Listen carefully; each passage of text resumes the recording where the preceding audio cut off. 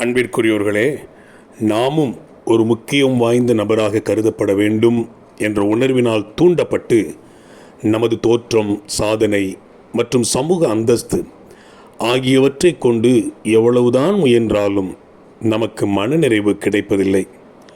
அப்படி மனநிறைவு கிடைக்கும் என்றால் சாலமோன் ராஜாவின் வாழ்க்கையில் அவை நிஜமாக இருந்திருக்க வேண்டும். இஸ்ரவேலரின் வரலாற்றில் பொற்காலமான ஆண்டுகளில் ஆட்சி புரிந்த இணையற்ற மன்னன் அவன்.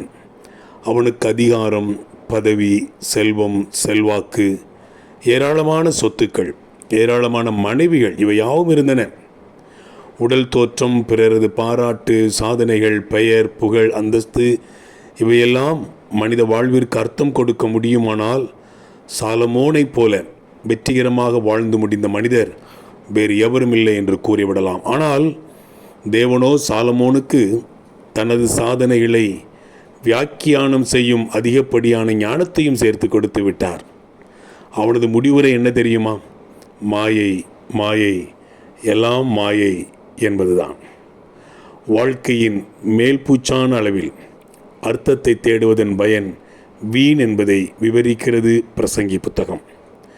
ஞானமுள்ள ராஜாவின் அறிவுரை சொல்லுவது இதுதான்: நீ இந்த வாழ்வில் சம்பாதிக்கக்கூடிய அனைத்தும், அந்தஸ்தும் சேர்ந்தாலும் உனக்கு முழுமை தர முடியாது என்பதே.